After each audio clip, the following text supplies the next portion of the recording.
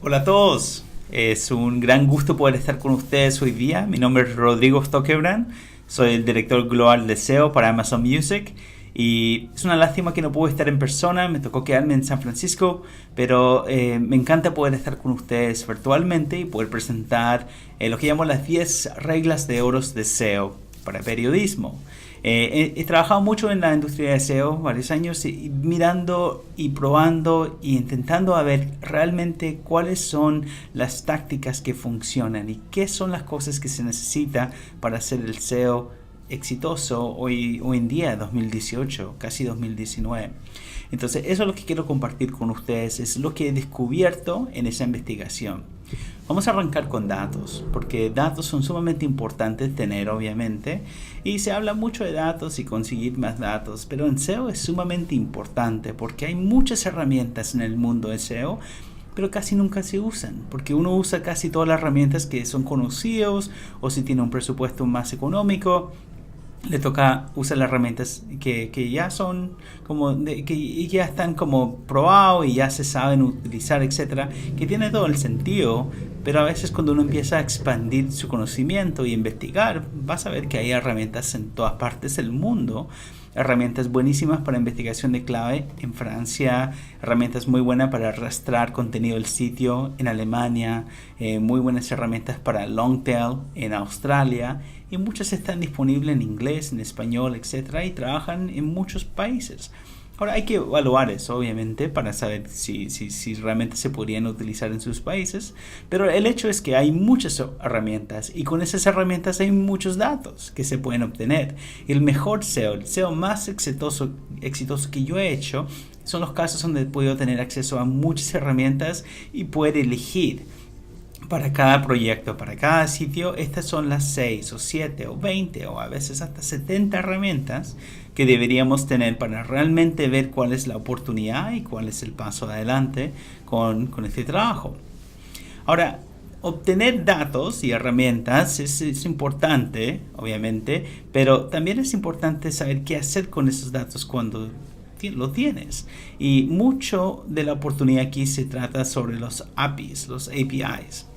Y los APIs es básicamente una forma de comunicación entre máquinas para exportar datos e información. Y en SEO, las herramientas de SEO tienen muchos datos que son muy valiosos, que toca evaluarlo, y tienen acceso a través de los APIs. Y Moz y SEMrush y muchas de las herramientas Screaming Frog, etcétera, las más conocidas en el mundo de SEO, tienen APIs donde puedes acceder más información de esas herramientas y a veces hasta viene incluido en las suscripciones que tienen. Pero también hay que saber cómo agrupar toda esa información en una forma que lo puedes utilizar, porque tener acceso no es lo mismo de poder hacer algo con ese acceso. Y de eso viene herramientas como URL Profiler, que son muy importantes y muy valiosos para poder agrupar toda esa información y exportarlo a Excel. Por ejemplo, en URL Profiler se copia y pega las llaves, los keys de los APIs de SEMrush, de Moz, de todas las otras herramientas de SEO. Y ahí mismo te hace el análisis que te extrae la información y lo puedes exportar a CSV o Excel o a SQL o a lo que necesitas para poder empezar a modificar y crear charts y hacer la evaluación. Y donde es más valioso toda esta tarea de conseguir herramientas y datos y los APIs y agruparlo y exportarlo a Excel es la auditoría de SEO. Porque la auditoría de SEO es uno de esos pasos que se toma al principio de un proyecto y a veces se repite cada 6 meses o más si hay muchos cambios algorítmicos. Pero en este proceso realmente es cuando se estudia los datos, se estudia todas las condiciones de cada página del sitio para entender realmente por qué está posicionado bien o mal, y también se estudia mucho la competencia porque ellos también están posicionados bien o mal por cada término. Y porque estás trabajando con tantas páginas y tanta información y tantas palabras, es sumamente importante usar herramientas como los APIs para poder agrupar y segmentar y filtrar esos datos. Machine Learning, número 2. Machine Learning es un tema que hemos escuchado muchísimo en el mundo de tecnología y muy pocas empresas lo están usando para marketing, especialmente para SEO. Lo que he hecho es crear básicamente un proceso, es bien simple, pero el proceso nos enseña cómo se usa el Machine Learning para SEO. Y empieza con data gathering, donde acumulas información de las herramientas y empiezas a normalizarlo con herramientas como de estadísticas para saber, porque cuando usas tantas herramientas vas a ver datos diferentes. Por ejemplo, si quieres saber cuántas páginas tienes en el sitio, una herramienta te dice un número, otra herramienta te dice otro número. Y hay que saber cómo normalizar esos datos para que minimizar el margen de error. Y por eso uso una herramienta como IBM SPSS. Y esa herramienta me ayuda a entender realmente de todas las fuentes de información, cuál es la que está que tiene más correlación con performance o con rendimiento, que es posicionamiento y tráfico que llega al sitio. No es crítico tenerlo, es importante tenerlo, pero no es crítico. No es que no se puede hacer la tarea de Machine Learning sin eso, y hay que saber un poco de estadística para manejarlo. Si lo eliminas, igual puedes hacer la tarea, solamente que no llegas al punto de alta confianza, como 99-90% de intervalo de confianza en los análisis. Pero luego, cuando se tiene toda la información, se guarda en una base de datos que se llama SQL o Google BigQuery, y de ahí básicamente puedes ir haciendo pedidas a esa base de datos, como muéstrame todas las páginas que tienen deportes en la subcategoría, o todas las páginas que se publicaron hace 90 días y cuáles son toda la información de eso. Porque cuando estás trabajando con tantos datos es importante tener la habilidad de filtrar. Y luego llega el proceso de Machine Learning, y hay muchas herramientas que existen hoy día para poder hacer esto efectivamente, pero la que más uso y la que más creo que es fácil para entrar al mundo de Machine Learning para SEO es Dataiku, que ves acá. Porque Dataiku tienes un dashboard sumamente fácil, se puede importar información a través de Excel o CSV, que también es justo lo que se puede exportar de URL Profiler o directamente en las herramientas como Screaming Rush. Y lo que hace esta herramienta es va mirando dos cosas. Primero, rendimiento, información de Analytics o Google Search Console, que dice está creciendo el tráfico de SEO, y te dice día por día cuántas visitas recibiste de SEO. Y también tienes el otro lado, que es la condición del sitio. ¿Esta página está optimizada o no? Y eso te da herramientas como SEMrush, Screaming Frog. Básicamente te va diciendo cuál es la condición. Tiene muchas o pocas palabras. Carga rápido o lenta la página, etc. Y cuando puedes juntar esos dos bases de datos, puedes esencialmente ver cuáles condiciones o qué páginas con cuáles condiciones tienen más correlación a posicionamiento y tráfico. Y eso es clavísimo para saber, y como hay tantas páginas y tanta información, es importante usar la herramienta de Machine Learning, y esta herramienta de Dataiku es muy valioso para este tipo de tarea. Número 3, Data Visualization. Hay muchas formas que se puede visualizar oportunidades en SEO. Yo uso una herramienta Gephi para poder estudiar los enlaces, cómo están conectadas las páginas, y ver casos de éxito, que son azules, que son enlaces que son saludables, o casos de fracasos, donde hay enlaces quebrados en rojo. Y hay muchos videos en YouTube de cómo usar Gephi, cómo crear esto que se llama Network Clusters, o Network Graphs, o Network Maps, diferente terminología, pero son muy importantes porque cuando estás trabajando con sitios que tienen más de 50.000 páginas, hasta sitios con más de 50 millones de páginas en algunos casos, es importante tener una herramienta para visualizarlo, porque realmente llama la atención la oportunidad. En el medio uso Google Sheets, un plugin que se llama Google Fusion Tables. Tienen una opción de Tree Maps, que básicamente te da el tamaño de la caja o el círculo a través el tamaño tiene que ver con la cantidad de búsquedas que se hacen mensual por esa palabra. Cada una de esas cajas o círculos son palabras claves que se hacen en Google. Y el color tiene que ver con competencia. Los colores más oscuros son mucho más competitivos que los colores más claros.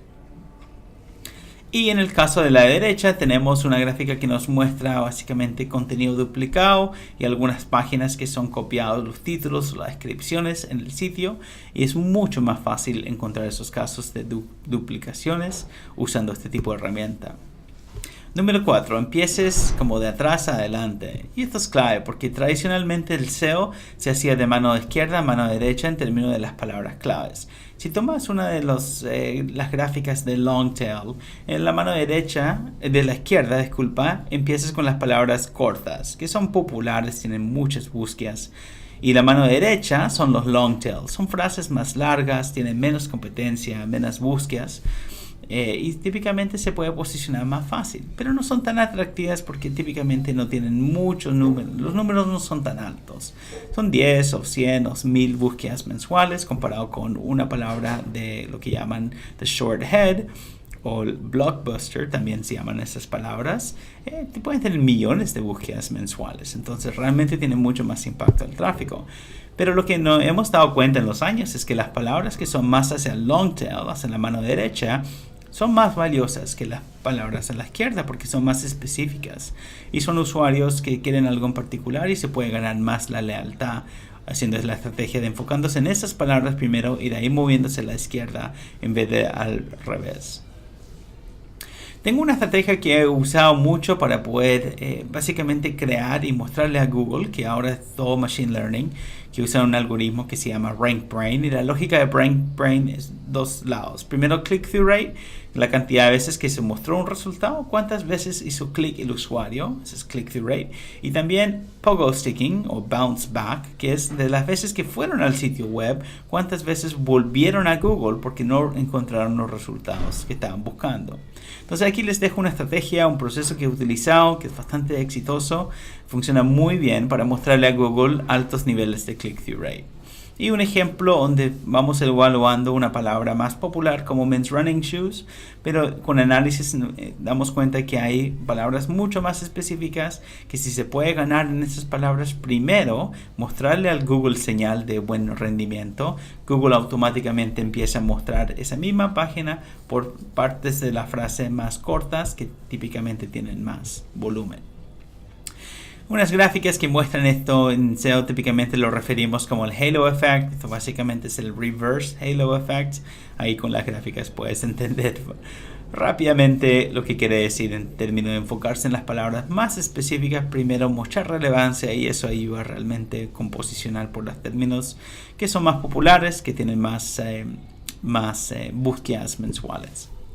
Número 5, las intersecciones de enlaces. Esto es clave porque el hecho de buscar enlaces es un proceso que es bastante demorado y es bastante importante también, pero hay oportunidades que son mucho más exitosas, más rápidas y una de esas es las intersecciones de enlaces. Y lo que quiere decir esto es básicamente cuáles son las páginas, los sitios que apuntan o dan un enlace a competidores de ustedes, pero no a ustedes. Entonces, quiere decir como que un sitio está hablando de varios periódicos en la región, o quiere hablar sobre los top periódicos o top sitios de contenido, o están hablando de una receta y apuntan a varios recursos donde se puede conseguir esa receta. Esas son oportunidades fáciles porque están no solamente linkeando o dando un enlace a una propiedad, sino a varios competidores. Y típicamente era lo que llamamos en inglés un oversight, algo que se le olvidó al que creó el artículo. Simplemente incluir su artículo, se contacta y se agrega el enlace. Las métricas micro y macro han sido bien importantes en SEO por muchos años. Macros son básicamente ventas y sesiones y todo lo que tiene que ver con el valor principal del SEO.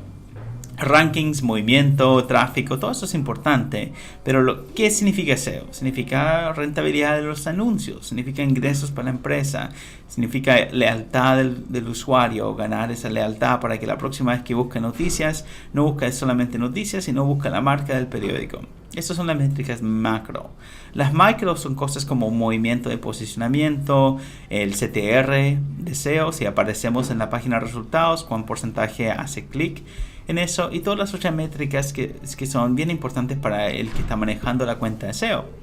Pero también existen estas nanométricas, y las nanométricas es como una obsesión sobre las métricas. Es estudiar cada palabra clave cada día y para ver el movimiento. Estudiar cada página cada día para ver el movimiento.